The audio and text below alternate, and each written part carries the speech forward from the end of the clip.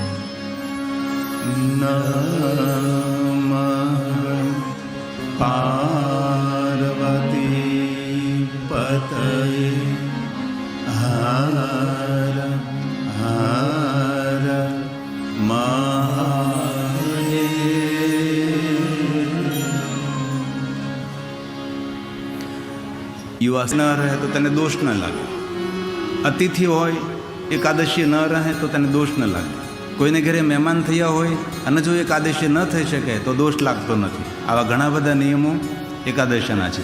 શુક્લ પક્ષની એકાદશી એ ભગવાન વિષ્ણુની પૂજા માટે છે. કૃષ્ણ પક્ષની એકાદશી એ મહાદેવની પૂજા માટે છે. શુક્લ પક્ષ આખો ભગવાન વિષ્ણુનો છે અને કૃષ્ણ પક્ષ આખો ભગવાન મહાદેવનો છે. મહાદેવની પૂજા અર્ચન બધું જ કૃષ્ણ પક્ષમાં.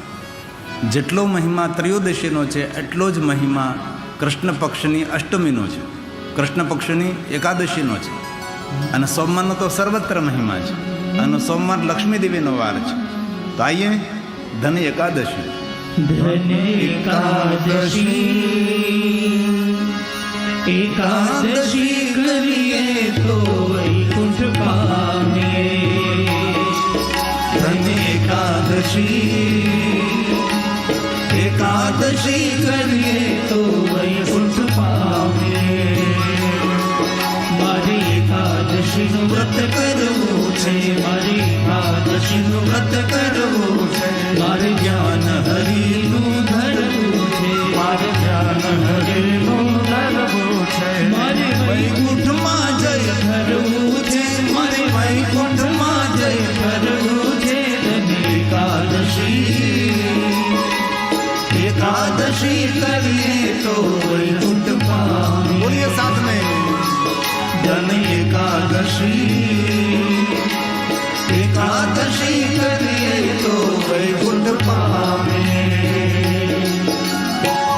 ઉપવાસ કરવો જ જોઈએ. ઉપવાસ એ આયુર્વેદિક ઔષધિ છે. આજ એકાદશીનું વ્રત કરવું છે. એકાદશીનું વ્રત કરવું છે, મારે એકાદશીનું વ્રત કરવું છે. મારે ધ્યાન હરિનું ધરવું છે, મારે ધ્યાન હરિનું ધરવું છે. મારે વૈકુંઠમાં જય ફરવું છે, મારે વૈકુંઠમાં જય ફરવું છે. ધન એકાદશી કરીએ તો વૈકુંઠ પામીએ. મારે એકાદશીનું વ્રત સારું છે, મારે એકાદશીનું વ્રત સારું છે. એ તો પ્રાણ જીવનથી પ્યારું છે, એ તો પ્રાણ જીવનથી પ્યારું છે. એ તો વૈકુંઠમાં લઈ જનારું છે, એ તો વૈકુંઠમાં લઈ જનારું છે. ધન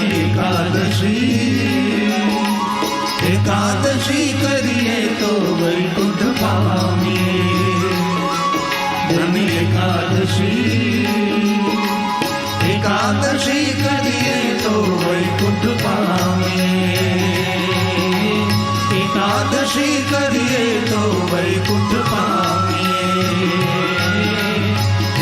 एकादशी करिए तो वैकुंठ पाए।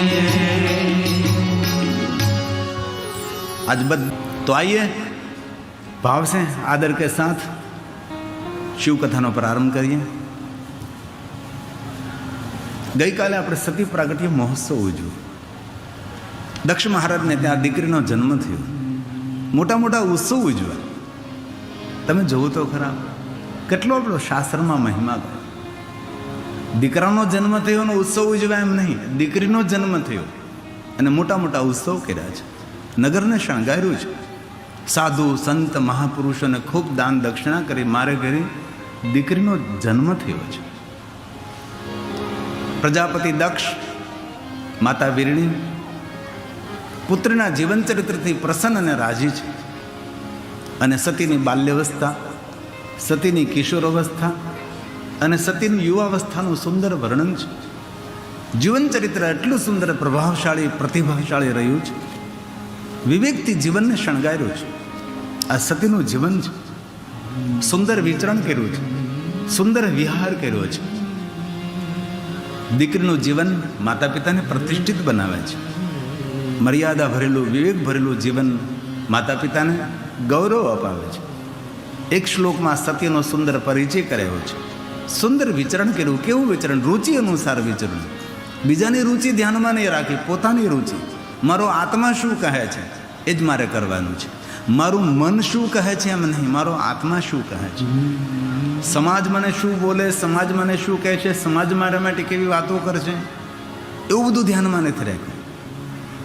આત્મા જે પ્રમાણે પ્રેરિત કરે તે પ્રમાણે સતી પોતાનું સુંદર જીવન ચરિત્ર નિર્માણ કરે છે। અને એક શ્લોકમાં ભગવાન વ્યાસ બોલે છે, इत्थं विहारे रुचिरे। આપણી આત્માની રુચિ અનુસાર આપણે આપણું જીવન નિર્માણ કરવું જોઈએ। મન કહે તેમ ન કરાય, પણ આત્મા કહે તેમ કરાય। આત્માનો અવાજ સાંભળતા જો આવડી જાય, આત્મજ્ઞાન થાય। આત્મજ્ઞાન એટલે શું? આત્મજ્ઞાન એટલે આત્મા જે કહે છે એ પ્રમાણે સંપૂર્ણપણે સમજવાનો પ્રયાસ, જેને આત્મબોધ કહેવાય, આત્મજ્ઞાન કહેવાય છે। અને બહુ ઓછા, બહુ જૂજ માણસોને આત્મજ્ઞાન હોય છે, નથી। ઘણીવાર કોઈ જગ્યાએ જવું હોય તો આપણને અંદરથી એમ થાય કે નથી જવું, ઠીક નહીં લાગે, આત્મા તમારો ના પાડે છે, તો પણ જ્યારે જવાનો પ્રયાસ કરીએ ત્યારે યાત્રા આપણી મંગલમય નથી બનતી। તેથી આત્માને ઓળખો। આપણે લગભગ 2 દિવસ કે કાલે જ ભજન ગાયું તો આત્માને ઓળખા વિના ભવ, આત્માને ઓળખા વિના, આત્માને ઓળખો। ભગવાનને ઓળખવાની જરૂર નથી, આપણે આત્માને ઓળખીએ। આપણે અંદરનો માયલો શું કહે છે।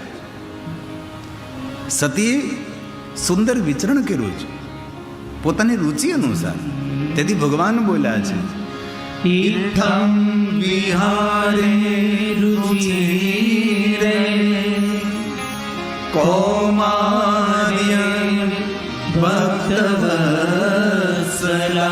બાલ્યાવસ્થાથી સતી સ્વયંભૂ મહાદેવના ભક્ત છે, કૌમાર્ય ભક્તવત્સલા। દક્ષપુત્રી સતીને કોઈએ કહ્યું નથી તમે મહાદેવની ભક્તિ કરો, એ તો સ્વયંભૂ મહાદેવના ભક્ત છે। આપણા કુટુંબ પરિવારમાં કોઈ એવું બાળક જન્મે જે સ્વયંભૂ ભગવાનનો ભક્ત હોય તો સમજી લેવું જોઈએ પુણ્ય લઈને આવ્યું છે, કોઈ સત્કાર્યની મૂડી લઈને આવ્યું છે, આપણા પરિવારનો ઉદ્ધાર કરવા માટે આવ્યું છે। આપણે બોલતા હોય ને કે પુત્રના પગ પારણામાંથી અને પછી પાટલું મારે ન બોલે, એ બધા તમને આવડતું હોય બોલતા એવું બધું, એટલે ઓળખાણ થઈ જાય આપણો છોકરો જન્મે ત્યાંથી। એટલે કૌમાર્ય ભક્ત વત્સલા, સુંદર વિચરણ કર્યું છે।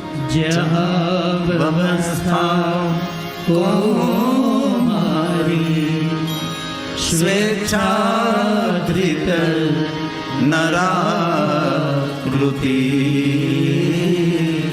સ્વેચ્છાધૃત નરાકૃતિ। એક મનુષ્યનું રૂપ લઈને સતી આ ધરતી પર આવ્યા છે, अपनी इच्छा अनुसार सुंदर व्यवहार करे छे, मनुष्यનું રૂપ લીધું છે। સતીના જીવનની વિશેષતા એ છે, સતીએ પોતાના જીવનમાં કોઈને પ્રભાવિત નથી કર્યા, કોઈને ચમત્કારો ન દેખાયા। સતી તો સાક્ષાત જગદંબા અંબા ભવાની હતા, દુનિયાને ચમત્કારો દેખાડીને ભ્રમિત કરી શકતા હતા।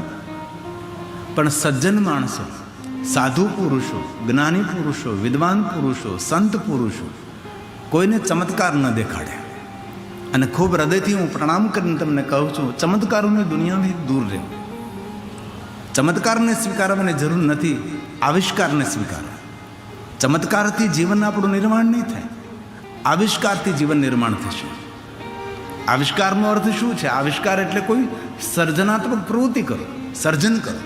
આ બધા આવિષ્કારો થયા છે. આપણા જેવા માણસોએ માઇક બનાવ્યા, આપણા જેવા માણસોએ કેમેરા બનાવ્યા, આપણા જેવા માણસોએ ટેલિવિઝન બનાવ્યા, LED બનાવી, લાઇટનું સંશોધન કર્યું, પંખાનું સંશોધન કર્યું, ટ્રેન બનાવી, પ્લેન બનાવ્યું, સ્ટીમરો બનાવી. કોને બનાવી? આપણા જેવા માણસોએ બનાવે છે. ચમત્કારથી નથી થતું. આવિષ્કાર, મહેનત, બુદ્ધિનો સંપૂર્ણ પ્રયોગ.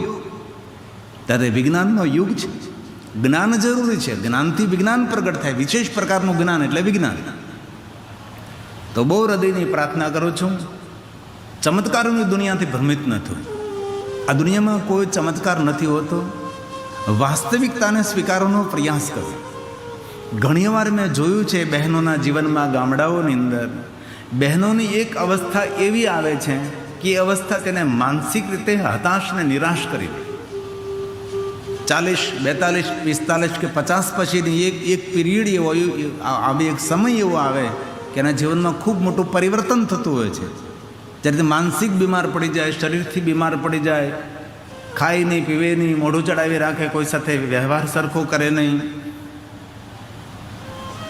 સ્વભાવ ચીચડીઓ થઈ જાય, ત્યારે લોકો દોરા ધાગા કરાવવા લાગે. અમુક લોકો પાસે લઈ જાય, વાળ પકડીને તેને મારે. આ બધું જુઠ્ઠું છે. એ 5 થી 6, 7 વર્ષ હર કોઈ બહેનોના જીવનમાં એ સમય આવતો હોય છે. એ સમયની અંદર એ બહેનોને સાચવી લેવી જોઈએ. મારે ઘણું અહીંથી ન બોલાય, કારણ કે વ્યાસપીઠની કોઈ મર્યાદા હોય છે. એ સમયમાં આપણી બહેન દીકરીઓને, હોવારોને, ઘરની માતાઓને સાચવી લેવી જોઈએ. એ સમયમાં દાણા જોવા, એ સમયની અંદર પછી બીજું કાંઈ કરવું, ત્રીજું આ તે બધું કરવું, એમાં બને ત્યાં સુધી દૂર રહેવું આપણે. અને ચમત્કારની દુનિયાથી હજારો યોજન દૂર રહેજો. આપણા ગુજરાતી લોકો ચમત્કારની દુનિયામાં બહુ ભ્રમિત થાય છે. આ દુનિયામાં કોઈ ચમત્કાર નથી હોતો. રોજ સૂર્યનારાયણ ઉગે છે, મોટા મોટો ચમત્કાર છે. વૃક્ષો ઉગે છે, ફૂલ આવે છે, ફળ આવે છે, ધરતી કેટલું ધન આપે છે. ક્યાં ચમત્કાર રહ્યો? આ ધરતી છોડીને કોઈ પણ જાય, પ્રકૃતિને કોઈ ફરક નથી પડતો. હંમેશા સમંદર ભરતીને ઓટમાં હંમેશા ગાંજતો ગુંજતો રહે છે. ગંગાનો જલપ્રવાહ નિરંતર વહેતો રહે છે. રોજ ફૂલ ખીલે છે. ગમે તેટલા મોટા માણસ આ ધરતી છોડીને જતા રહે, આ પૃથ્વીને, પ્રકૃતિને કોઈ ફરક નથી પડતો. આ ધરતી પર આપણી જરૂરિયાત કેટલી? આંગળીમાં આપણે જલમાં આપણે આંગળી બોળીએ અને આંગળી લઈ લઈએ, જેટલી વાર પાણીમાં જગ્યા રહે એટલી જરૂરિયાત આ દુનિયામાં આપણી છે. એટલે બધું જ માથે લઈને ફરવું નહીં. આપણે નહીં હતા ત્યારે પણ દુનિયા સરસ રીતે ચાલતી હતી. આપણે છીએ તો પણ દુનિયા સરસ રીતે ચાલે છે. આપણે નહીં હોય તો પણ દુનિયા અત્યાર કરતાં પણ સારી રીતે ચાલતી રહેવાની છે. તેથી જે કાંઈ કાર્યમાં છે આપણે નિમિત્ત માત્ર છીએ. ભગવાન આપણને અવસર આપે છે. તેથી એવા અવસરથી જીવનને સુંદર રીતે શણગારવું, સુંદર રીતે જીવનને સમજવું, પણ ચમત્કારની દુનિયામાંથી ખૂબ દૂર રહેવું. મેં અત્યાર સુધીમાં અનેક સાધુ, સંત, મહાપુરુષ, સજ્જનોને જોયા છે. એ ચમત્કારની વાતો ન કરે, એ આવિષ્કારની વાત કરે, વાસ્તવિકતાને સ્વીકારવાનો પ્રયાસ કરે છે. અને સતીના જીવનની વિશેષતા એ છે કે સતીએ કોઈને ચમત્કાર ન દેખાડ્યો. નકર સાક્ષાત જગદંબા હતી, અંબા ભવાની હતી. ધારે તો મોટા મોટા ચમત્કારો દેખાડીને દુનિયાને ભ્રમિત કરી શકતા હતા સતી. પણ મહાપુરુષો કોઈ દિવસ કોઈને ચમત્કાર ન દેખાડે. અને જ્યાં ચમત્કારોની વાતો થતી હોય છે તે હજારો યોજન દૂર રહેવું. કોઈ ચમત્કાર નથી હોતો. કોઈને કોઈ તેની પાછળ કોઈ ઘટના હોય, કોઈ પ્રાકૃતિક રચના હોય, તો ચમત્કાર નહીં. સતી બાલ્યાવસ્થામાં પોતાના ઘરની અંદર રહીને મહાદેવની ભક્તિ કરે છે. જેટલી તિથિ, જેટલા મહિના, એટલા બધા જ વ્રતો સતીએ કર્યા છે. ક્યારેક અવસર મળે, શિવ મહાપડ અંતર્ગત રુદ્ર સંહિતામાં સતીખંડમાં સતીએ કેટલા પ્રકારના વ્રતો કર્યા એ બધું જ વર્ણન છે. ઋતુ પ્રમાણે વ્રતો કર્યા છે. એટલા બધા વ્રતો કર્યા છે કે એટલા વ્રતો આપણે કરી પણ ન શકીએ.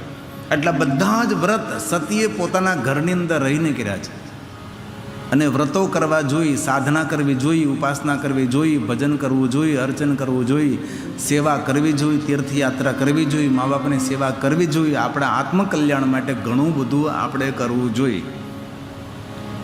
જે કામ કરવાથી આપણો અંદરનો આત્મા ખૂબ રાજી થાય તે પુણ્ય કર્મ છે. જે કાર્ય કરવાથી આપણો આત્મા કળકળી ઉઠે કે આ ન કરાય, એ ખરેખર ન કરવું જોઈએ. હવે સતી યુવાન બન્યા છે. સતીના જીવનમાં વિવેક પ્રધાન છે. ના, સાચો શણગાર આપણો વિવેક છે. પણ વિવેક મળે ક્યાંથી? બિનું સત્સંગ વિવેક ન હોય. કાલે અમારા પોલીસ ઓફિસર એક વાત કરતા હતા કે ઘણા લોકોમાં સંસ્કાર જેવું નામ ન હોય. મેં કીધું સત્સંગથી સંસ્કાર. સંસ્કારનું ઉદ્ગમ સ્થાન કોઈ હોય તો એ છે સત્સંગ. જેટલો સમય મળે એટલો સમય સારા પુસ્તકોનું વાંચન કરીએ, સજ્જનોનો સંગ કરીએ, સારા માણસોના સંગમાં રહી ભગવાનની કથા સાંભળીએ. ભલે આપણે 3 કલાક ન સાંભળી શકીએ, 9 દિવસ ન સાંભળી શકીએ, પણ વ્યસ્ત જીવનમાંથી જેટલો સમય મળે એટલો સમય ભગવાનની કથાનું શ્રવણ કરવું જોઈએ. કથા શું આપે? કથા વિવેક આપે. અને વિવેક શું આપે? વિવેક સન્માન આપે, વિવેક સ્વાગત આપે, વિવેક આપણું જીવન સુંદર નિર્માણ કરે. તેથી જીવનમાં વિવેક બહુ આવશ્યક છે. તુલસી કહે છે વિવેક ક્યાંથી મળે? આ તુલસીનું બયાન રામચરિત માનસ. બીનું સત્સંગ વિવેક ન હોય, બીનું સત્સંગ વિવેક ન હોય. રામ કૃપાવીનો સુલભન સોઈ. રામ કૃપાવીનો સુલભન સોઈ. તેથી જીવનમાં સુખી થવું હોય તો પહેલાં તો ખાવામાં વિવેક રાખો, ખાણીનો વિવેક. મને જિગ્નેશભાઈ પૂછતો હતો કે તમારી આરોગ્યની રહસ્ય કયું? મેં કીધું નહીં ખાવાનું. ખાવાનું એ આરોગ્ય નથી, નહીં ખાવાનું એ આરોગ્ય છે. સવારમાં આપણું કેવું જમવાનું હોવું જોઈએ, બપોરનું કેવું હોવું જોઈએ, રાત્રિએ 7 પછી ખરેખર ભોજન નહીં કરવું જોઈએ.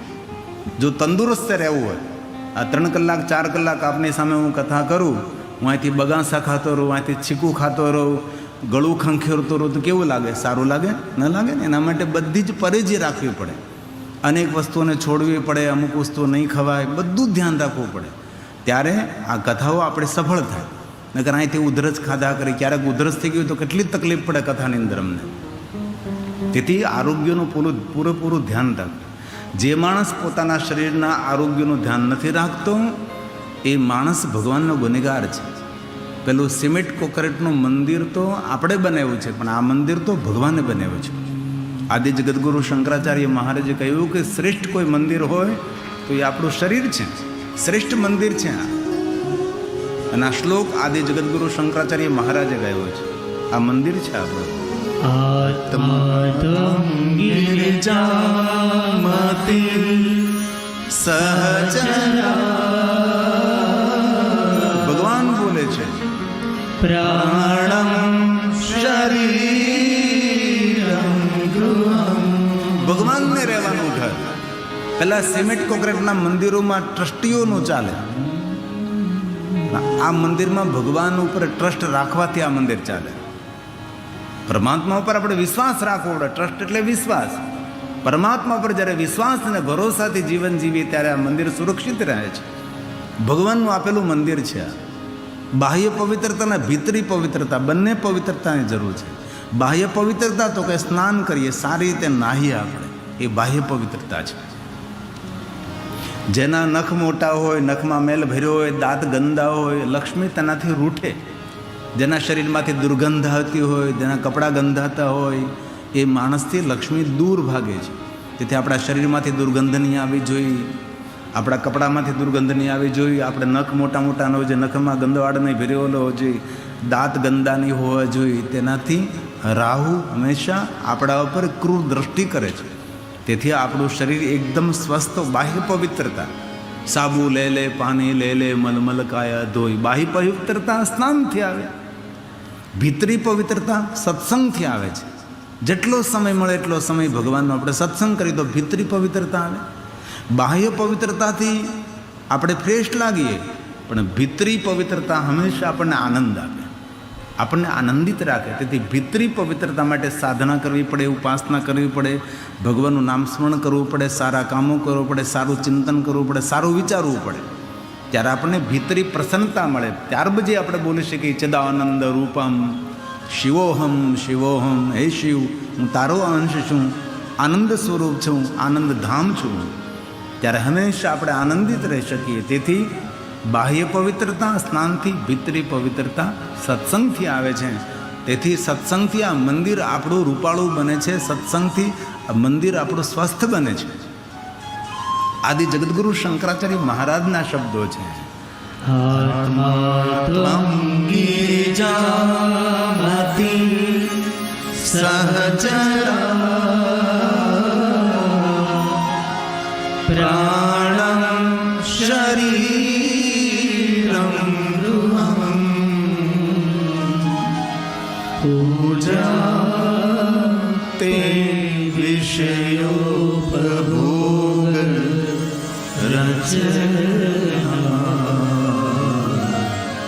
નિંદ્રા સમાધિ સ્થિતિ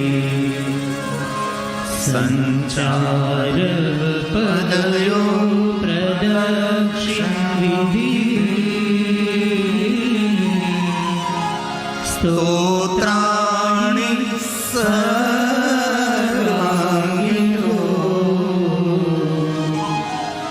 યદ્ય કર્મ કરોમિ તત દખિલં શંભો તવારાધનં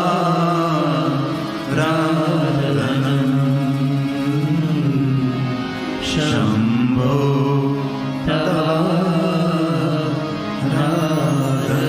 હે પરમાત્મા, જે કાંઈ હું કરું છું તારું આરાધન છે. તેથી સતીએ પોતાના જીવનમાં પહેલી પ્રધાનતા આપી આહારમાં વિવેક છે. ભોજનમાં ખૂબ વિવેક રાખવો. ભોજનમાં વિવેક હોય તો વિચારોમાં વિવેક આવે, વિચારોમાં વિવેક આવે તો વાણીમાં વિવેક આવે, અને વાણીમાં વિવેક આવે તો વ્યવહારમાં વિવેક આવે, તો આપણી શોભા હંમેશા વધતી રહે. સમાજમાં માન, સન્માન, પ્રતિષ્ઠા બધું જ આપણને મળે છે. મૂળ વિવેક છે. જીવનનું કોઈ મૂળ હોય, જીવનનું કોઈ રહસ્ય હોય તો વિવેક છે. અને વિવેક સભર વાણી બોલવી. મનમાં અને મુખમાં આવે એ બધું જ બોલી નાખો, એ આપણી મૂર્ખતા છે. મનમાં અને મુખમાં આવે એ બધું બોલી ન શકાય. નથી ઘણા કહેતા હું તો ભાઈ મોઢો ગમે ન કહી દઉં, ન કહેવાય, કોઈ દિવસ ન કહેવાય. આપણે મનમાં સમજી લેવાય. અવસર આવતા એ જ વાત મીઠી વાણીમાં સમજાવીને વિચારીને તેને વાત કરાય. તેથી બોલવામાં ખૂબ ધ્યાન રાખવું. ઘરને સ્વર્ગ બનાવવા માટે ફર્નિચરની જરૂર નથી, સારા નેચરની જરૂર છે, સારા સ્વભાવની જરૂર છે, તો ઘર આપણું સ્વર્ગ બને ને. આપણે નીતિસૂત્ર એમ કહે જે ઘરના સભ્યો મધુર વાણી બોલતા હોય એ ઘરના સભ્યોના ઘરમાં સ્વર્ગ નિર્માણ થાય. તેથી મધુર વાણી બોલવી. કોઈ પણ કડવી વાત હોય એ મીઠપથી કહી શકાય છે, પ્રેમને ઘોળીને એ વાતને કહી શકાય છે, પણ વાત કરવાની કલા આપણી પાસે હોવી જોઈએ. તેથી કોઈને પણ કડવા શબ્દો, માઠા લાગે તેવા શબ્દો ન કરવા. દુનિયાનું મોટામાં મોટું કોઈ વશીકરણ હોય તો મીઠી વાણી છે. વશીકરણના કોઈ મંત્રો હોય કે નહીં આપણને ખબર નથી. આપણે એવો કંઈ પ્રયોગ કર્યો નથી કે બીજાને વશ કરવા માટે કોઈ મંત્રનો અનુષ્ઠાન કરો. આમ તમે જુઓ આપણે કેટલા ભાગશાળી કે આપણે ડૂમમાં બેઠા છીએ. અત્યારે ટેલિવિઝનમાં જે જુઓ તે બધા જ મારા બહેનો ભાઈઓ બધા મંડપની બહાર બેઠા છે. એમને ખૂબ તાલીઓ વડે આશીર્વાદ આપો કે બહાર બેસીને પણ ભગવાનની કથાનું શ્રવણ કરે છે. ખુલ્લી જગ્યામાં બેઠા છે અને ભગવાનની કથા શ્રવણ કરે છે. આ બધા જ ભગવાનના પરમ ભક્તો છે અને ભગવાન મહાદેવના આશીર્વાદના પાત્ર છે. એમના સૌનું સર્વ રીતે કલ્યાણ થશે. અને બહુ હૃદયથી કહું છું, કથા સાંભળેલી કોઈ દિવસ નિષ્ફળ જતી નથી. અવસર આપતા એક કથા ભગવાનનું ફળ મળે મને એને મળે જ, કામના મનોકામના ભગવાન પૂર્ણ કરે જ. આપણી યોગ્યતા અનુસાર જેટલી આપણી યોગ્યતા હોય એ પ્રમાણે ભગવાન આપણને આપે. જેવું આપણું પાત્ર આપણું વાટકી જવડું હોય તો એટલું જ મળે, પાત્ર આપણું મોટું હોય તો વધારે મળે. જેવા આપણે પાત્ર બની. મીઠા સબસે બોલીએ, આજથી દ્રઢ સંકલ્પ કરવાનો છે. દુશ્મનો સાથે પણ મીઠું બોલવાનું, શત્રુઓ સાથે પણ મીઠી વાણીથી પ્રયોગ કરવાનો. કોઈનું અપમાન કરવું હોય ને તો મીઠી વાણીથી થઈ શકે છે, જો કરતા આવડે ને તો. મીઠા શબ્દોથી પણ કોઈનું અપમાન કરી શકાય છે, પણ એને ખબર પડે કે અમારું અપમાન કરે છે. એમ ભાષા એક કલા છે, બોલવું એક મોટામાં મોટી કલા છે. આ ધરતી પર 10,000 માણસો જન્મે ને ત્યારે એક વક્તા જન્મે, અને 1,00,000 માણસો જન્મે ને ત્યારે એક ભક્ત જન્મે, અને કરોડો માણસો જન્મે ને ત્યારે એક દાતા જન્મે. દાતારી તો ભાગ્ય જ કોઈને મળે છે, દાતારી સૌને ન મળે, ઉદારતા સૌને ન મળે. તેથી અમારા શાસ્ત્રોમાં એમ કહ્યું કે દાતા દેવ કરતાં પણ શ્રેષ્ઠ છે. દેવના કાર્યો ક્યારે થાય? જ્યારે કોઈ દાન કરે છે. તે દાનવીર છે એ દેવ કરતાં પણ મહાન તેને કહ્યો છે.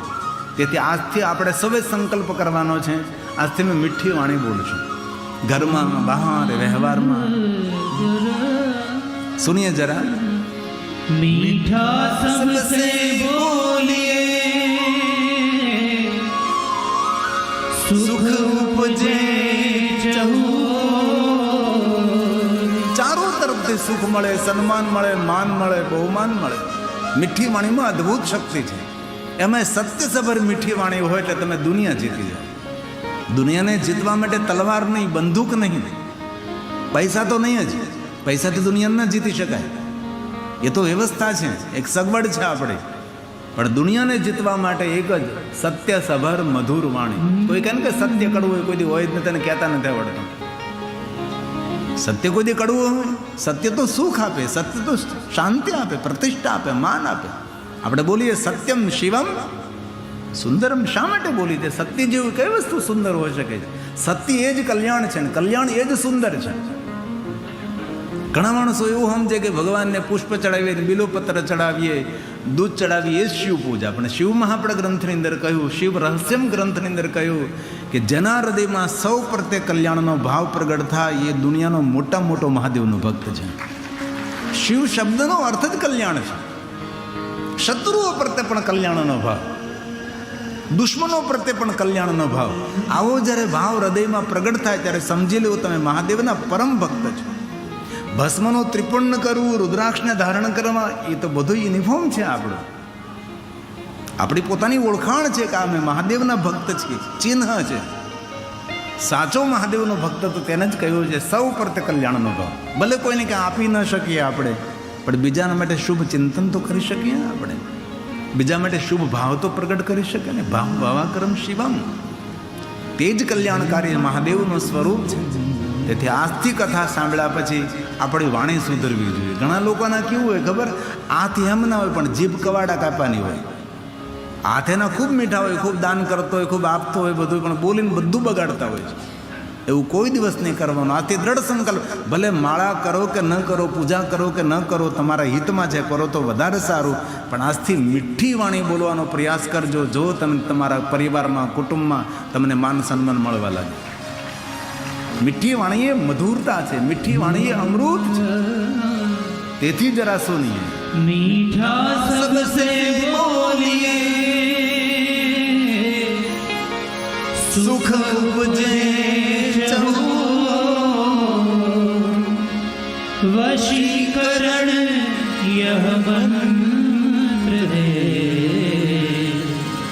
तजिए बचन कठोर, तजिए बचन. शब्द संभाल कर बोले, शब्द को हाथ न पाओ. एक शब्द औषध कर, एक शब्द करे घाव. તેથી બોલતા 1000 વાર વિચાર કરો. વાણીની મધુરતા હોય, માણસને સમાજમાં સન્માન પ્રાપ્ત થાય છે. એક કઠિયારો રોજ જંગલમાં લાકડા કાપવા જાય. એમાં કઠિયારોને સિંહ સાથે મિત્રતા થઈ. રોજ જંગલમાં આવે કઠિયારો લાકડા કાપવા માટે, એટલે સિંહ જંગલમાં રહે એટલે એવી ભાઈબંધ રૂપક દ્રષ્ટાંત છે આ. તો રોજ માટે કઠિયારો એમ કે એક દિવસ તો મારો મહેમાન થાય. પેલો સિંહ કહે કે અમે જંગલમાં હારા, અમારા ગામમાં ન અવાય, કોઈને ઘરે ન અવાય, માટે તું મને આમંત્રણ નહીં આપ, અમારાથી બધા ડરે, અમે લોકો હિંસક કહેવાય. અને કઠિયારો વારંવાર વારંવાર વારંવાર કહે. તો સિંહે કહ્યું ભલે ભાઈ આવીશ હું તારા ઘરે, હાલની એક દિવસે મહેમાન થાય, આપણે ભાઈબંધી છે. તો કઠિયારાએ તેની પત્ની કઠિયારણને કહ્યું કે આવતીકાલે એક મારો મિત્ર આવવાનો છે અને સુંદર તૈયારી કરવાની છે. ભાઈબંધ આવવાનો એટલે સુંદર તૈયારી કરી. બીજો દિવસ થયો એટલે સિંહ ડેલીમાં આવ્યો.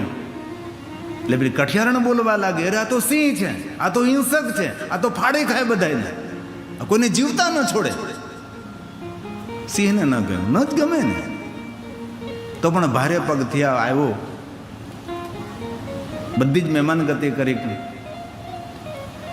પણ સિંહ થોડોક નારાજ થયો આવા શબ્દોથી. કઠિયારાએ પણ કહ્યું કે ભાઈ એમનો સ્વભાવ છે, જરીક બોલી ગયા, તમે ક્ષમા કરજો, આપ મારા મિત્ર છો. પણ સિંહ કાંઈ બોલ્યો નહીં, જંગલમાં જતો રહ્યો. બીજો દિવસ થયો, કઠિયારો લાકડા કાપવા માટે ગયો, સિંહ મળ્યો. કઠિયારાએ ખૂબ ક્ષમા માગી, પણ સિંહે કહ્યું ભાઈ વાંધો નહીં, તો બધું જીવન છે, વ્યવહાર છે, બધું ચાલ્યા કરે, પણ તું એક મારું કામ કર, મને પીઠ ઉપર કુવાડી માર. પેલો કઠિયારો કહે કે તું મારો ભાઈબંધ છે, તને પીઠ ઉપર કુવાડી હું કેવી રીતે મારી શકું? ભાઈબંધી જો આપણે સાચી હોય તો મને પીઠ ઉપર કુવાડી માર. પેલા કઠિયારાએ સિંહની પીઠ ઉપર કુવાડી મારી. લોહી લુવાણ સિંહ થયો. એક પણ શબ્દ બોલ્યા વગર સિંહ જંગલમાં જતો રહ્યો. ઘણા બધા સમય, ઘણો બધો સમય વીતી ગયો, ઘણો સમય વીતી ગયો, સિંહ દેખાતો નથી. કઠિયારો રોજ લાકડા લેવા માટે આવે, પણ સિંહ દેખાતો તો સિંહ મળતો નથી. રોજ રાહ જોવે છે, વાટ જોવે છે કે મારો ભાઈબંધ, મારો ભાઈબંધ. ઘણા સમય બાદ ફરીવાર સિંહ પાછો કઠિયારાને મળવા માટે આવે છે. ત્યારે કઠિયારાએ કહ્યું કે ભાઈબંધ ક્યાં ગયો હતો? રોજ માટે તને શોધતો હતો, રોજ તને હું યાદ કરતો હતો, કેટલો સમય વીતી ગયો તું જતો રહ્યો ને.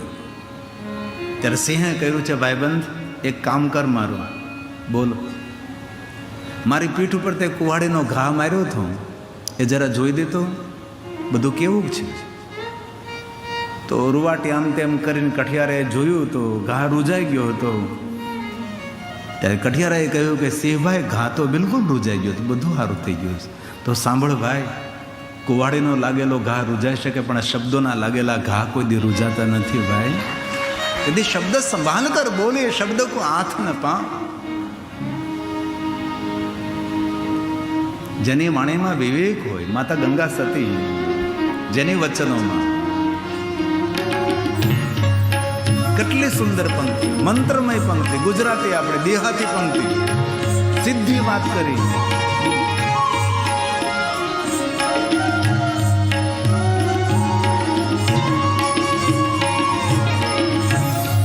વચન વિવેકીને શું કહ્યું? નારી પાનવા બ્રહ્માદિક લાગે તેને દુનિયા નહીં, બ્રહ્માદિક દેવતા પણ તેને પ્રણામ કરે, જેની વાણીમાં વિવેક હોય. તેથી કથા સાંભળ્યા પછી માળા કરો, પૂજા કરો, સેવા કરો, અર્ચન કરો, તીર્થયાત્રા કરો, યજ્ઞ જગાદી કરો, બધું જ કરો, પણ દ્રઢ સંકલ્પ કરજો આજથી મારી વાણીમાં ભરપૂર વિવેક રહેશે. સામેનો માણસ ગમે તેટલો અવિવેક કરે, પણ આપણે ચંદનના વૃક્ષની જેમ આપણે સુવાસ છોડવાની નથી.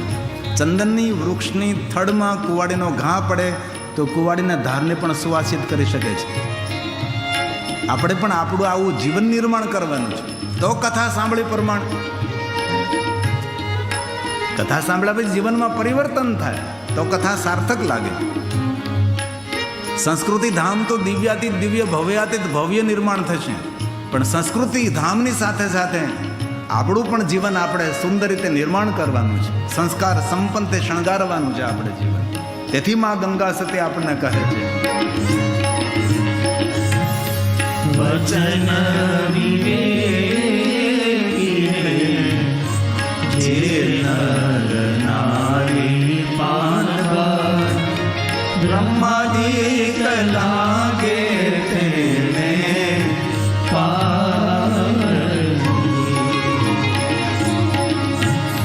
યથારથ